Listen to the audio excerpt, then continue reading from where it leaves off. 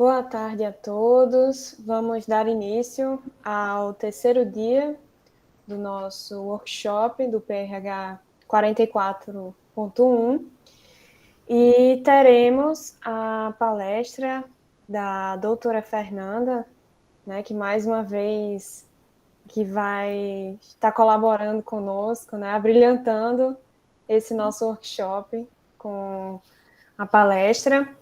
Ela é pesquisadora na UFRN e vai falar sobre o desenvolvimento de eletrocatalisadores e design de reatores fotoeletrocatalíticos para promover a conversão de CO2 e CH4 a produtos de valor agregado. Então, muito obrigada, Fernanda, pela sua participação mais uma vez aqui conosco e pode dar início à sua palestra.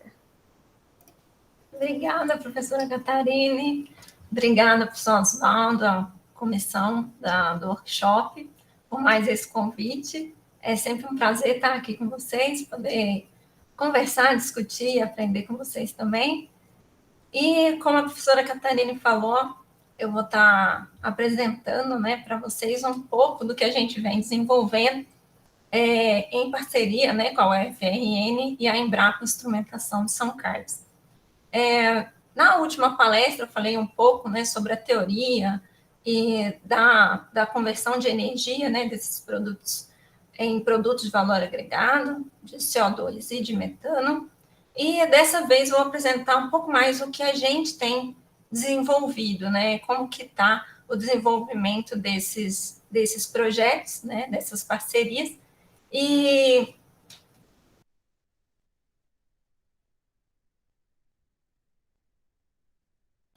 Fernanda, acho que seu áudio desligou. Perdão, foi sem querer. Pronto. Então, eu vou estar falando um pouquinho para vocês, né, ao contrário da outra apresentação, para quem tiver dúvidas, né, um pouco sobre a parte da teoria de design de reatores e eletrocatalisadores, pode me perguntar novamente, também tem a outra apresentação. Mas dessa vez eu vou falar um pouco mais mesmo sobre o projeto, né, vou relembrar, né, o porquê de estar desenvolvendo esse projeto, os objetivos deles, e um pouco dos resultados parciais que foram desde o design de reatores, que foi o desenvolvimento, né, de fotoeletrolisadores em fluxos e eletrolisadores em fluxos tanto de fase líquida e de fase gasosa, os acoplamentos desses eletrolisadores a fontes de energias renováveis, e depois eu falo um pouco, né, sobre o desenvolvimento dos catalisadores e também do emprego, né, desses reatores com esses catalisadores. E apresento um pouco das conclusões parciais.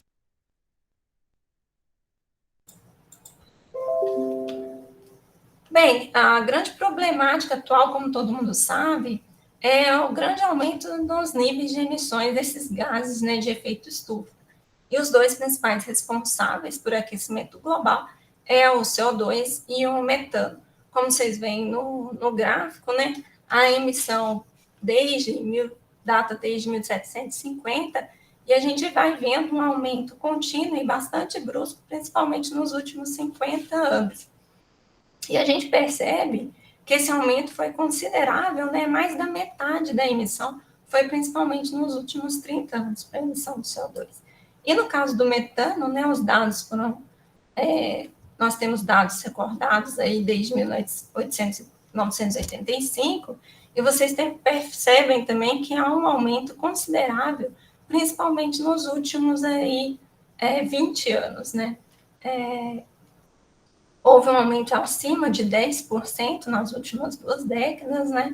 E a concentração do metano agora, que antes não era tão falado quanto o CO2, virou, né, um assunto de interesse da comunidade científica, né? E principalmente debatido, né, no último ano na COP, né?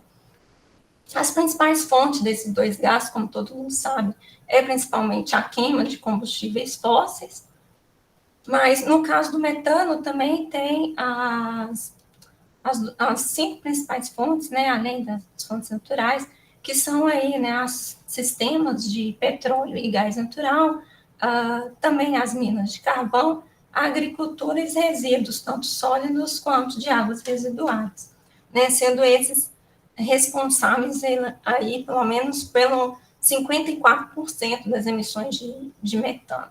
Então, as fontes naturais, pode-se dizer que elas são responsáveis por até 36% das emissões, enquanto que as fontes, né, humanas, né, principalmente também das queimas de combustíveis, trata de 64%.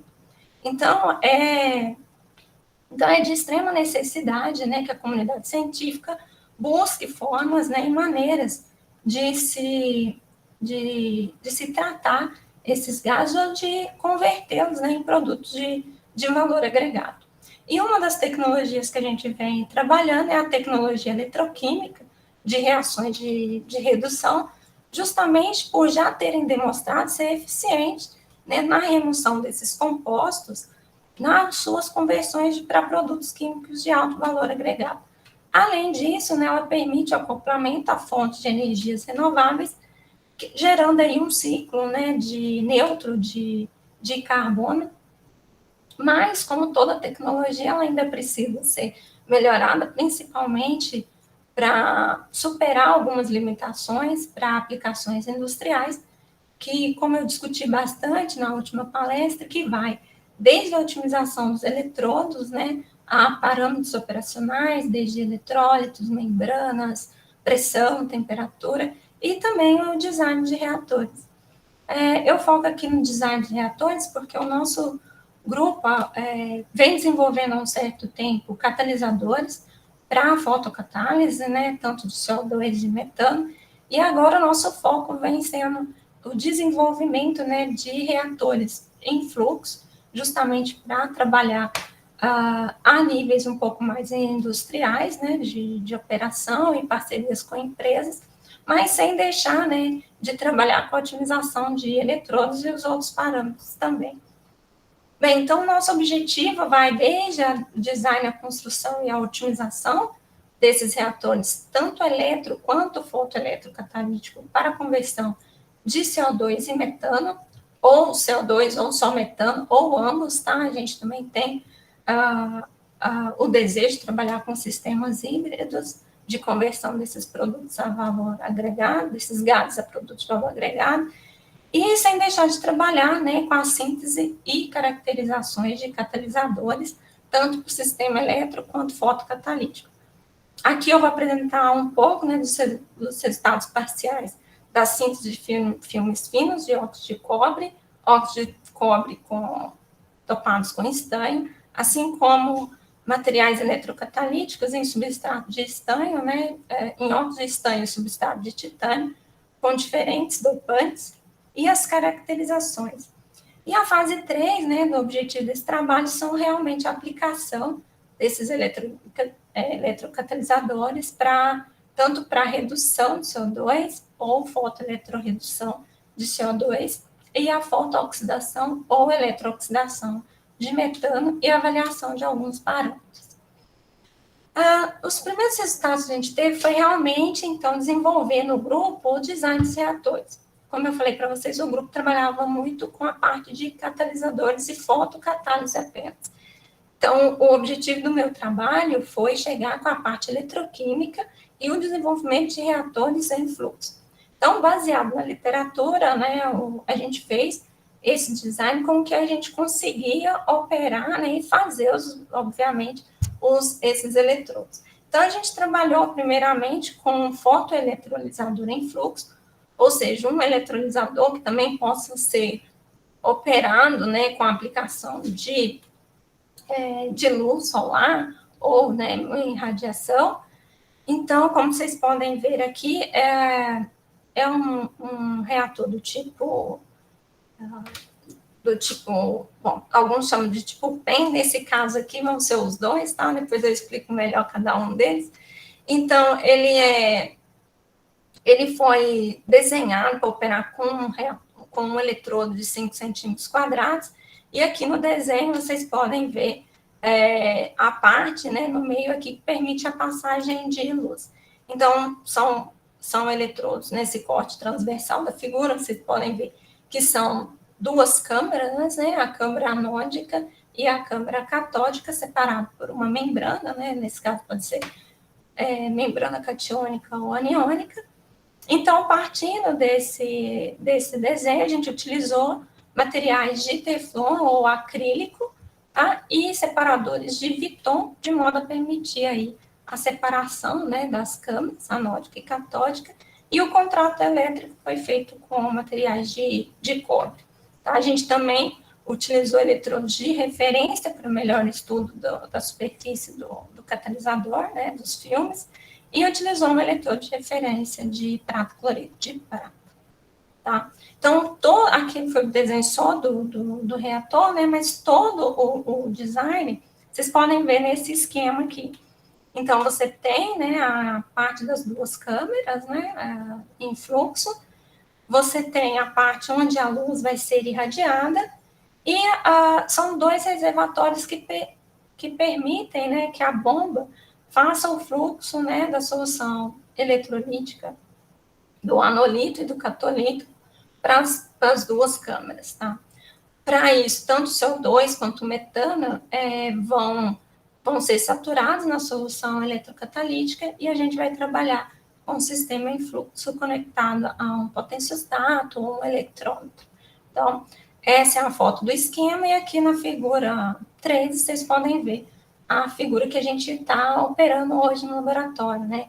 Que é uma bomba de 2 canais, então, aqui os reservatórios com capacidade de 100 mililitros de solução eletrolítica conectados a um potenciostato da Metron, neste caso, e aqui simulando, né, a radiação solar na superfície do material catalítico. Posteriormente, nós também trabalhamos no desenvolvimento, né, do design de um eletrolisador, também em fluxo de fase líquida, mas nesse caso é apenas um eletrolisador. Ele é muito parecido com o fotoeletrolisador. A única diferença nesse caso é que ele não tem, né, a abertura aqui para irradiação solar, porque nesse caso é simplesmente um material para eletrocatálise, né, e não fotoeletrocatálise. Então é muito similar. E o último design que a gente trabalhou é um eletrolisador em fluxo, mas para operar em fase gasosa. Então, a diferença é que antes a gente saturava o eletrólito com o gás, tanto CO2 ou metano. Neste caso, a gente vai operar com o reagente entrando, né, na fase gasosa. Como eu expliquei anteriormente, ele tem mais vantagens, né, comparado a um eletrolisador de fase líquida. Uma vez que o gás entrando diretamente na fase gasosa, você não sofre limitações da solubilização deste gás no eletrólito. Então, você não tem tanta limitação por massa durante, né, sua reação eletrolítica. E, além disso, ele tem outra vantagem, que é o design do tipo PEM, onde o eletrolisador, os dois catalisadores, eles são prensados no meio da membrana. Isso gera um gap zero entre os dois eletrodos, diminuindo principalmente a queda ômica, tá? Então, esse foi o design que a gente trabalhou, né, também com materiais de Viton, os fechadores de aço inox e os conectores também, né, que permite contato elétrico em aço inox. Então, agora a gente tem que trabalhar nessa meia, né, que é esse conjunto de eletrodo-membrana, que são os catalisadores, que podem ser nos substratos de papéis de carbono, papéis de níqueis, enfim, tem que ser, né, suportes que permitem a difusão do gás, então, né, são chamados suportes de camadas de difusão de gás, para a deposição dos catalisadores, então, utilizados nessa reação eletrocatalítica. Ele é bem parecido com o eletrolisador, né, de fase para hidrogênio, né, para célula combustível, e a gente tem comparado os nossos resultados com essa célula comercial. Então, para não ficar do tipo A, sem benchmark nenhum, a gente faz sempre as duas comparações uma célula comercial, né, que é bem parecida, também usa placas de grafite, assim como a nossa aqui, e, né, com a passagem aqui pelo gás. Bom, aí antes de falar a parte dos resultados dos catalisadores, outros resultados que a gente vem, eu gostaria de comentar aqui, é que além desse projeto, né, que a gente vem desenvolvendo com a UFRN e a Embrapa, nós também temos um projeto, né, que foi a parceria da Embrapa e uma empresa aqui de São Paulo, né, que é a Dinâmica Energia Solar, que ela trabalha com painéis fotovoltaicos, e o interesse deles, né, é do tipo B2B, né, que é um produto mesmo para empresas.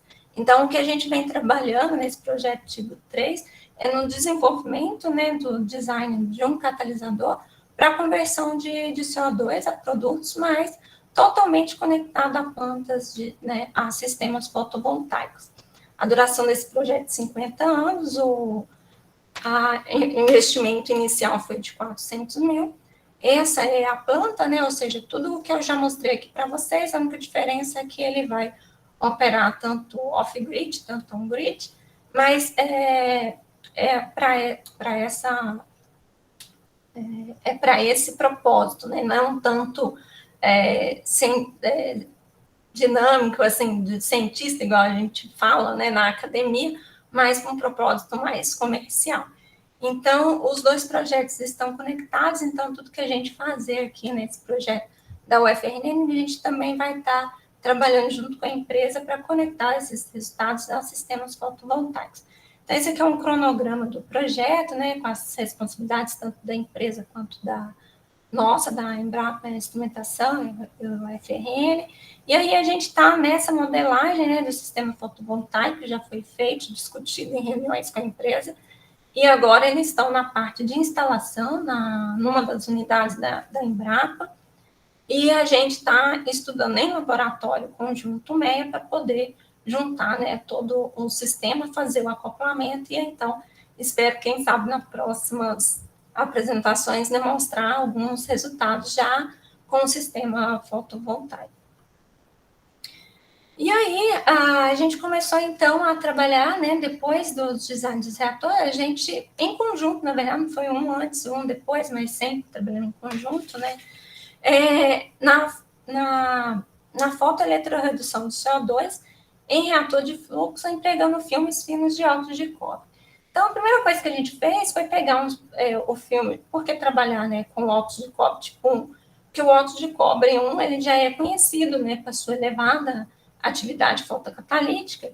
Então, a gente queria, na verdade, utilizar um material que a gente sabe que a resposta era boa, justamente para avaliar o nosso sistema, o design mesmo do fotoreator. Então, para isso, a gente preparou esses filmes finos de óxido de cobre depositados pela técnica de spray coating em superfícies de FTO. Para quem nunca trabalhou, o FTO é um vidro, né? Ou seja, ele permite a passagem da luz, mas ele também tem condutividade térmica, que é dado pelo óxido de estânio e flúor, então ele permite, né, tanto a passagem de corrente elétrica quanto da luz. Então, a gente os utilizou como substrato e fez a técnica de spray coating. Esses foram os filmes obtidos de óxido de cobre, né? Vocês verem bastante uniformidade do filme, e utilizamos uma placa de aço como material anódico. Né? Utilizamos aquele design de fotoreator que eu mostrei anteriormente, e as condições de operações, né, foram membranas de NAFTA, a vazão foi a mesma, a gente não variou vazão nem temperatura, tá?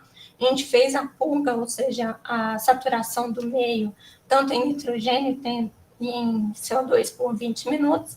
Não variamos o volume também do eletrólito, de 100 ml, a concentração, mas variamos os tipos de eletrólito e os diferentes potenciais aplicados, tá? Então, para isso, a gente fez as análises tanto da fase líquida por cromatografia gasosa e as análises da fase líquida, a gente utilizou a ressonância magnética nuclear, uma vez que a gente tentou cromatografia líquida, mas alguns compostos, devido a muito baixas concentrações, né, a gente teve problemas de limites de quantificação.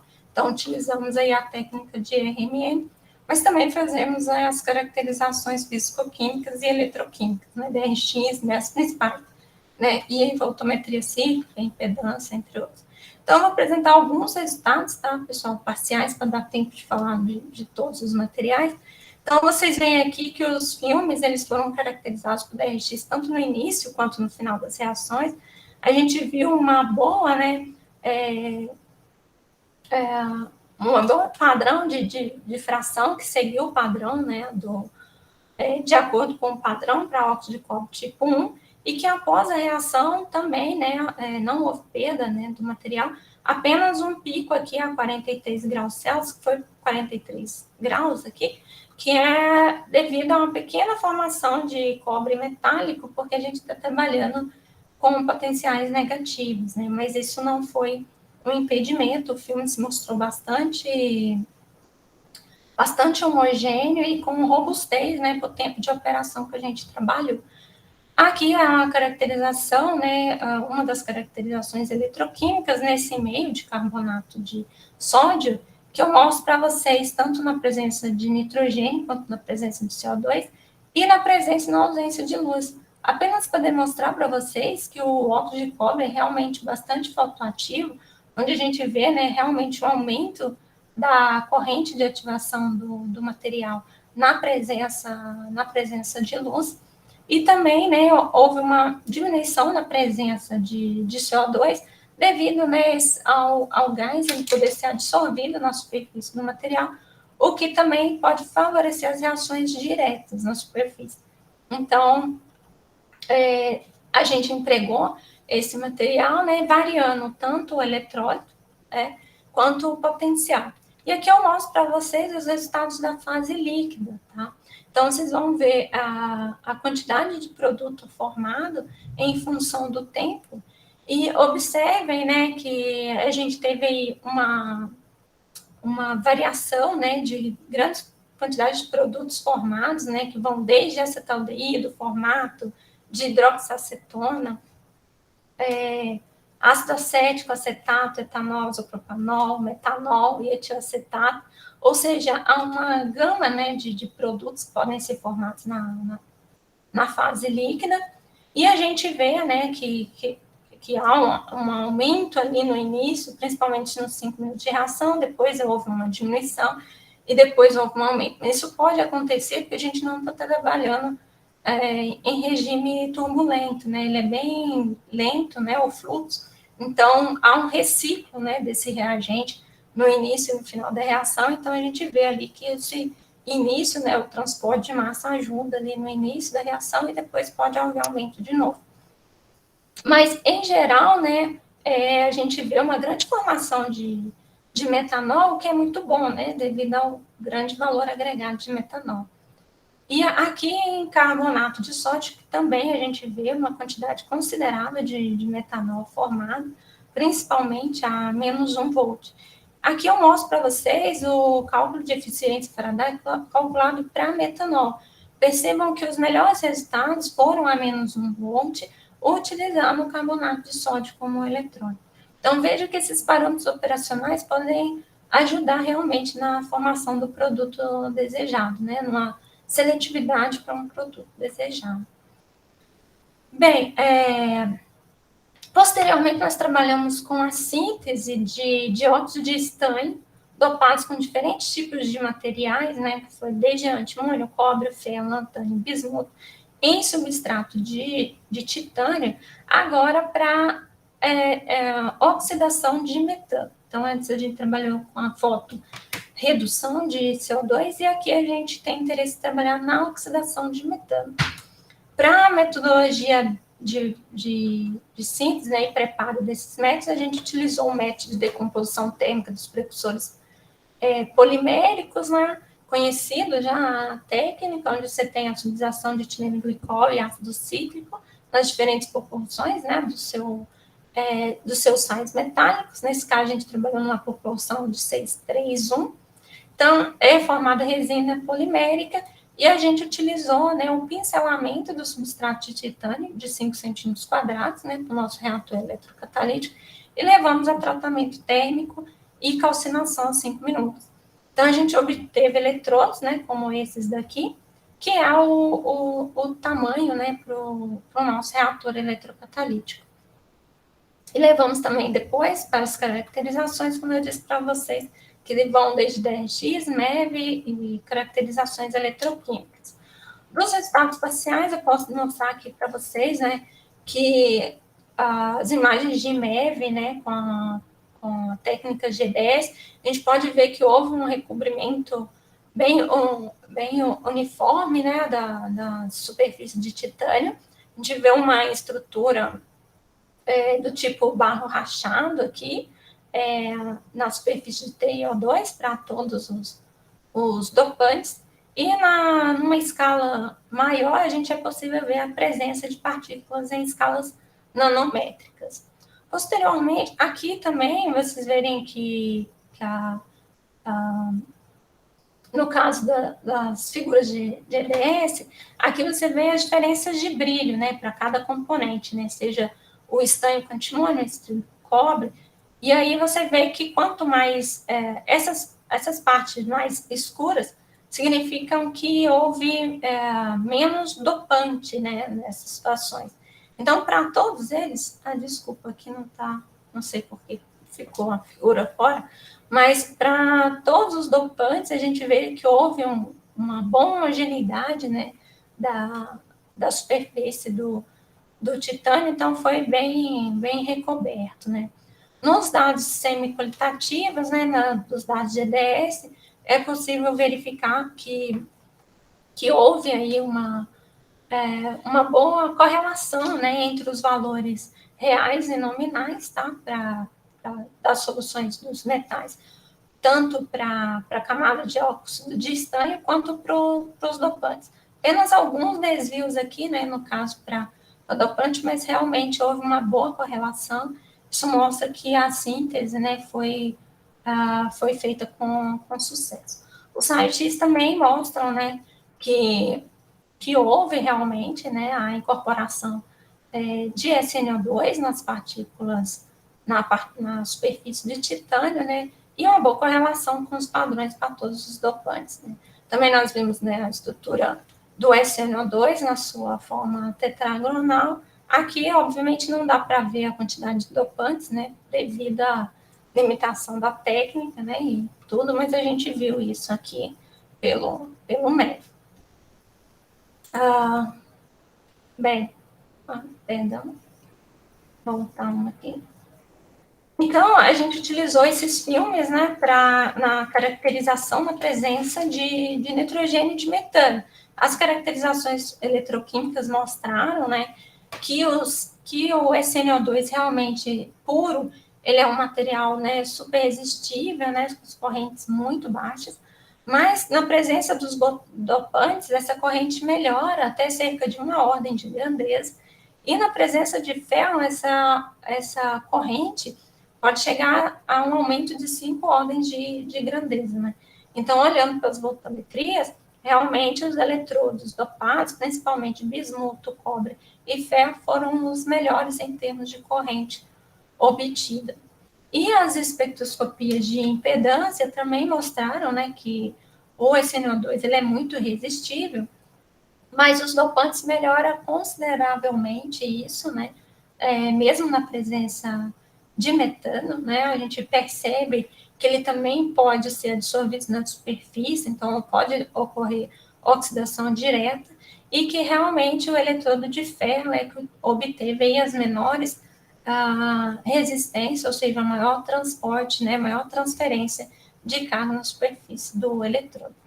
Então, posteriormente, né, eu pretendo apresentar para vocês os resultados realmente de oxidação, né, do metano e os produtos obtidos para esses eletrodos.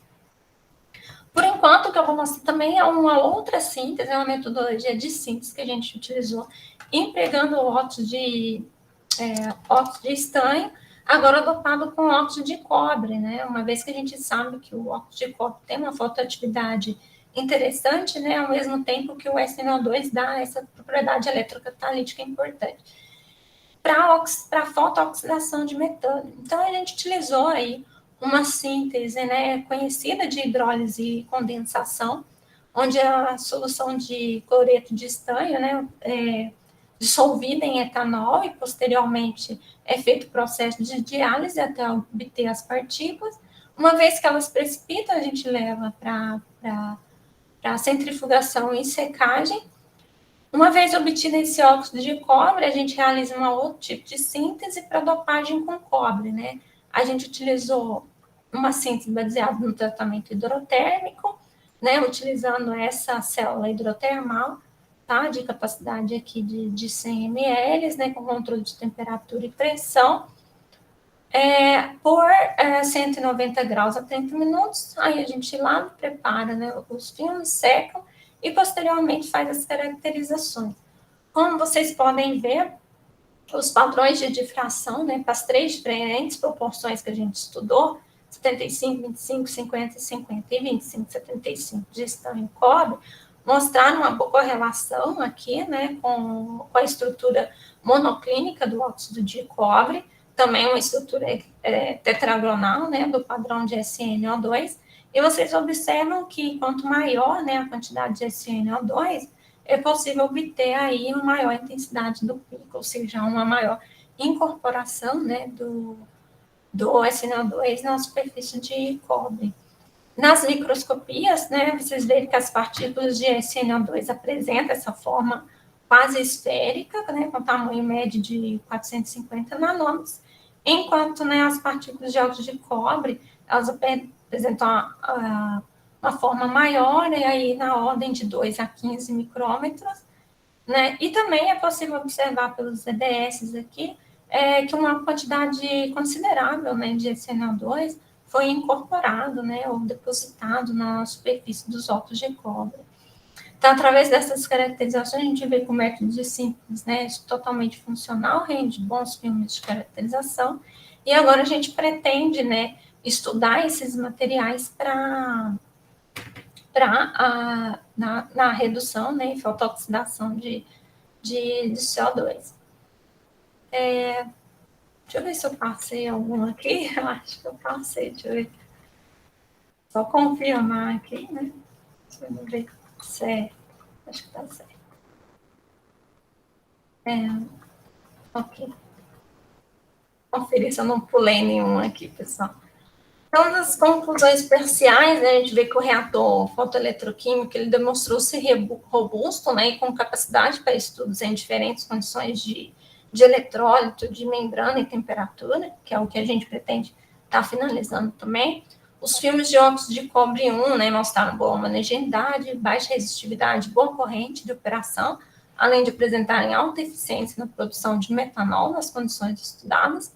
A síntese, né, dos óxidos de estanho em substrato de titânio com os dopantes mostraram que é possível obter ânodos com excelente homogeneidade de íons, grande capacidade transferente de carga e elevadas correntes de operação, principalmente os dopados de ferro, cobalto e bismuto. E a síntese da heterojunção, né, de óxidos de estanho e óxidos de cobre 2 apresentou filmes com boa homogeneidade na deposição, principalmente com maiores teores de SnO2. Então, o que a gente pretende, né? Principalmente a aplicação, como eu não falei aqui ainda para vocês, né? A aplicação dos reatores de fase gasosa na avaliação da robustez, né? Daquele design, para ver se realmente ele funciona. E a eficiência, né? Dos catalisadores, né? Com esse tipo de design. E a finalização do tratamento dos dados, né? Dos ensaios de redução do CO2 com os filmes de óxido de cobre em superfície de FTO, que é o que a gente está finalizando, tá? Acredito que esse mês. E a finalização dos tratamentos de ensaios de eletrooxidação do metano, que foi feito nos filmes dopados, né? De óxido de estanho e antimônio, cobre, ferro, lantânio e bismuto. Além do que faltou, que é a aplicação ainda, né? Dos filmes dessa heterojunção de óxido de estanho e óxido de cobre na fotorredução de CO2 e avaliação de alguns parâmetros operacionais. E a gente tem trabalhado em outras sínteses, né? Nós temos outros estudantes trabalhando em outras sínteses e caracterizações e a avaliação, né? Então, é sempre a etapa final é a avaliação da eficiência desses filmes em reatores em fluxo, né? Nós estamos trabalhando bastante, né? Como vocês viram aqui, tanto com óxido de estanho E o TiO2, para ele ser, né, assim como o óxido de cobre, tem uma boa potabilidade, além de TiO2 ser um pouco mais barato, né, para aplicações comerciais. Então, a gente tem trabalhado com TiO2, né, TiO2 dopado com óxido de estanho, assim como com tungstênio. E a síntese de caracterizações de nitretos também, né, com óxido de nióbio na fotoeletroxidação de metano, e a síntese da caracterização de filmes de SNO2 também dopados com ouro para eletroredução de CO2. Então, a gente tem uma gama aí, né, de catalisadores um pouco mais focados todos, né, para redução e oxidação de metano e na avaliação dos reatores feitos aqui, né, homemade pelo grupo. Os trabalhos publicados até agora, né, foram 2 reviews, né, no Current Opinion em Eletroquímicas, que é, né, um relacionado realmente à parte de energia, que é a conversão de CO2 por base eletroquímica, utilizando anos de BDD, e outra aplicação, né, que é que o grupo da UFRN vem fazendo mais tempo, que é a aplicação, né, de tecnologias eletroquímicas no tratamento de águas residuárias e processos híbridos, né, tal como ultrassom e ultravioleta, também utilizando ânodo de diamante dopado com boro. Bom, pessoal, era isso, né, que eu queria apresentar para vocês, um pouco corrido, né, são resultados parciais, é sempre bom. E eu gostaria de agradecer a presença de todos, a atenção, né, todos os ouvintes aí, e também, mais uma vez, ao convite do professor Oswaldo, de toda a comissão aí do workshop do PRH. Muito obrigada mesmo. Muito obrigada, Fernanda. Queria passar a palavra aí para o pessoal, quiserem fazer alguma pergunta, algum comentário, fiquem à vontade. Estamos aí no tempo, né, professor Oswaldo? Tudo sob controle. Então, fiquem à vontade. Obrigada, Maria.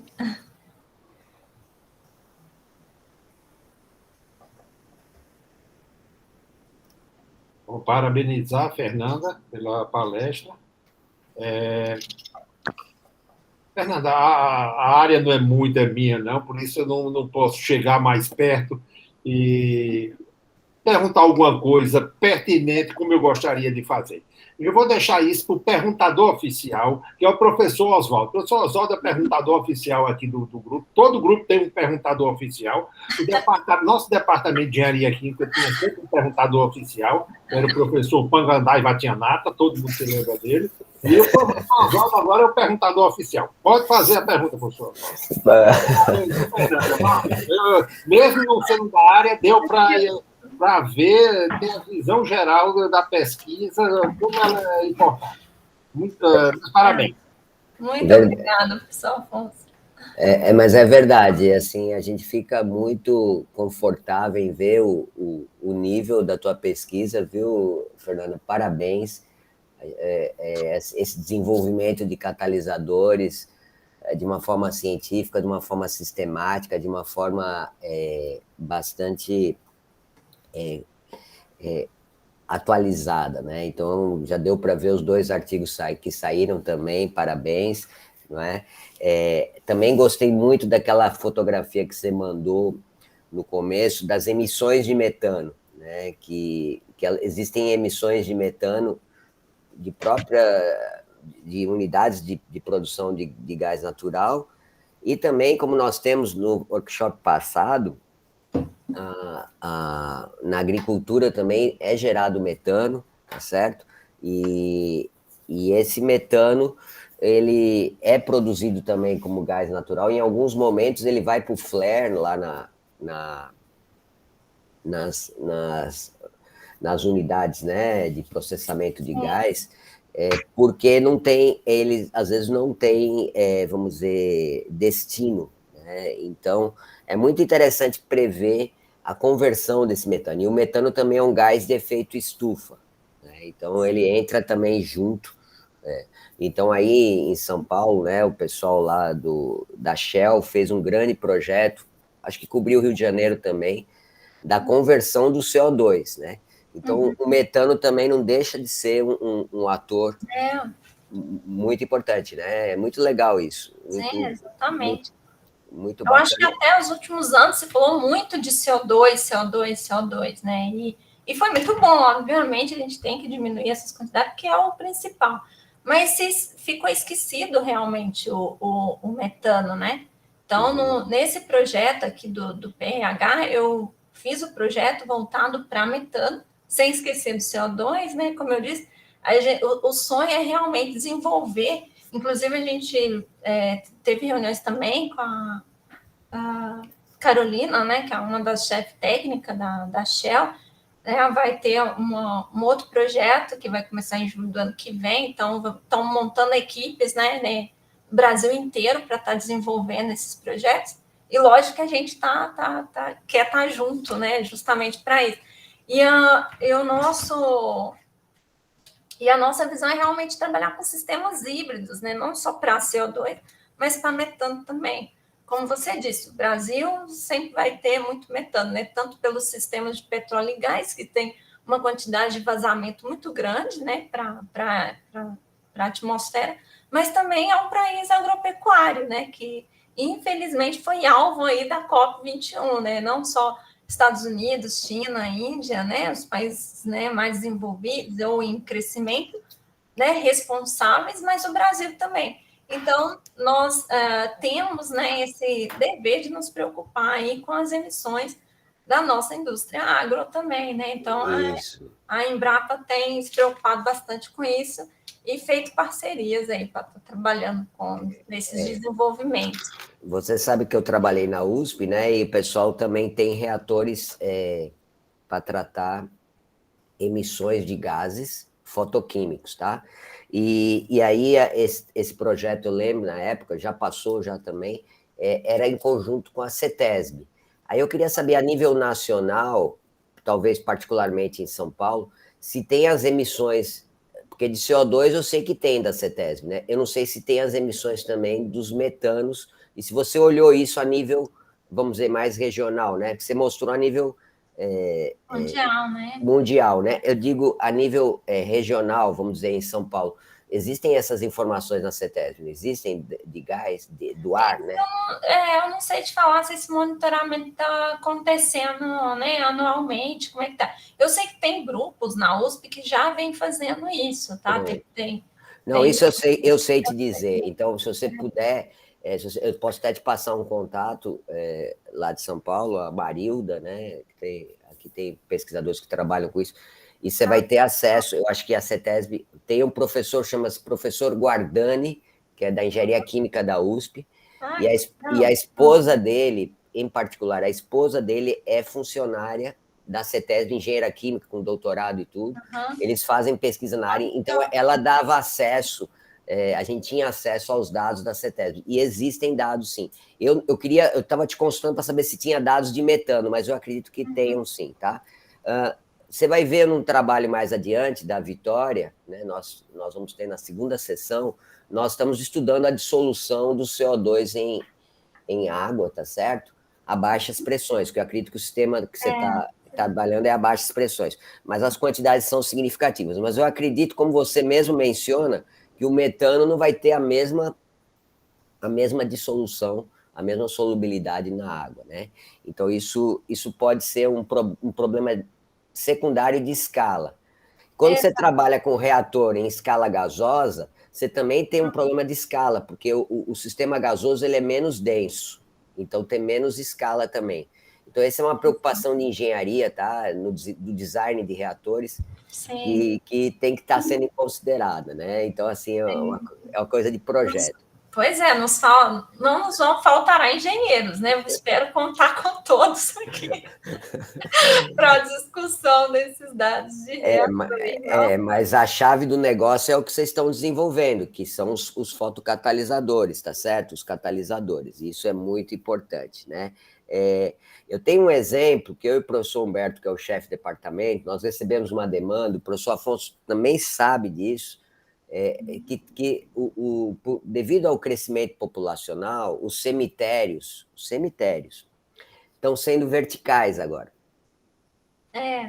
E aí existe um sistema de reciclo dos gases, tá certo? E eles necessitam ter um fotorreator para tratar esses gases, porque senão forma...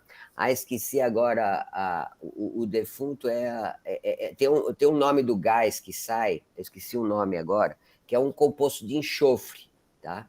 E que é necessário, então, você tratar ele, porque senão a população que vive em volta do cemitério vai ficar uma fedente, é uma coisa muito ruim. Então, precisa tratar o gás de saída, tá? Fosfina, isso, exatamente, Emily, obrigado. Olha, uma coisa... que interessante, né? Exatamente. Então, são substâncias que são muito tóxicas. Então, assim, reatores em escala gasosa, tem que se pensar reatores de fluxo. E o mesmo se diz se tiver em termos diluídos, né? O gás dissolvido ali, ele vai estar em escala diluída. Então, uma das coisas que o professor da USP, que a professora Caterina, inclusive, fez também missão de estudo lá na época que ela fez doutorado, lá na USP, que é o professor Cláudio Oller, que trabalha com aquele professor Brown também, lembra o professor que eu te passei o livro de reatores lá? Que inclusive trabalhou com a professora Tereza, o professor Afonso lá na França. Eles são muito especialistas no design de fotorreatores. É a questão da gente replicar, quando você for aplicar para a indústria, de replicar as várias unidades de reatores. E aí você, então, garante uma vazão, vamos dizer, uma escala maior. Isso é um comentário que eu queria falar para você, tá? E depois, de forma privada, aí você me passa qual é a lâmpada que você está usando, né? Para simular a radiação solar, né? Que você está usando Sim. A gente tem... Para cada catalisador a gente tem variado, né? Mas são lâmpadas simples, viu? São lâmpadas de xenônio de 100 watts. E outras são lâmpadas de LED também, comum que você compra também. Então não é segredo, não. Então, mas o espectro ele é equivalente ao espectro do Sol?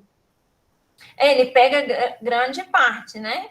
Grande parte. Daí, lógico, né? A eficiência da lâmpada é muito maior, né? São 100 watts, então... Aí vocês estão se preocupando com a actinometria, essa questão de fótons? A gente tem feito até mesmo para saber, porque tem uma distância, né, da lâmpada ao reator, então a gente tem que considerar essa distância também.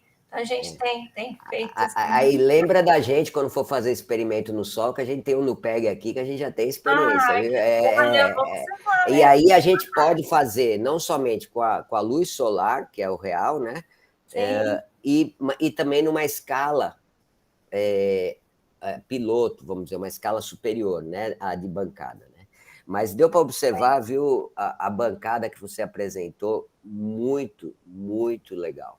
Muito, a gente sente segurança de ver as análises também, né, de MEV, de concentração, a gente consegue, milimolar, né, você conseguiu pegar, foi HPLC, não foi que você fez ali, dos solventes, etanol? Então, das fases líquidas, a gente está trabalhando de 10-5 a 10-7. Muito bom, muito. Então, a gente teve que fazer RMN dessas análises. Foi por RMN, a HPLC, né? A gente teve certa dificuldade, né? Pelos detectores ultravioleta, é impossível, né? As formações de produtos é bem... Passa do limite de detecção, né? Exato. Exato. Então, foi por RMN, né? Foi por RMN. Então, a gente teve essa dificuldade de chegar em qual a técnica, né? Que seria... As duas técnicas, cromatografia gasosa a gente já vem fazendo um tempo, mas até chegar aí na técnica de RMN para esse tipo de composto, aí foi um desafio. Então, a gente está feliz. Por isso que agora eu acho que nesse segundo semestre a gente vai ter a maior parte dos resultados realmente aplicados, né? Dos catalisadores aplicados mesmo. Então, espero numa próxima apresentação ter bastante resultado de produtos. Com certeza. Muito parabéns, viu? Muito obrigado. Muito obrigada, Zó. Obrigado, professora Caterina. Muito obrigada. Então, professor, o senhor vai parar essa gravação para iniciar a próxima? Vamos sim, eu vou parar aqui.